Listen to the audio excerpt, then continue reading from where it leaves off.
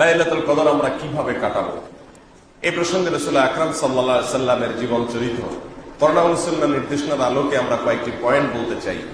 প্রথম কথা হলো, লাইলাতুল কদর আপনি কাটাবেন সারা রাত জেগে থেকে। কারণ রাসূল করিম সাল্লাল্লাহু আলাইহি সাল্লাম রমাদানের শেষের দশকের প্রতিটি রাত জেগে থাকতেন। অতএব শেষের দশক তিনি জেগে থেকে কি তালাশ করতেন? লাইলাতুল কদর তালাশ করতেন।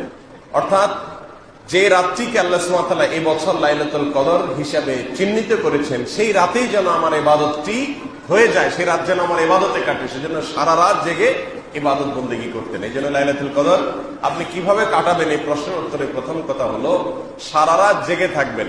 জেগে কি করবেন? প্রথম কাজ হলো জেগে দাঁড়িয়ে ইবাদত করবেন।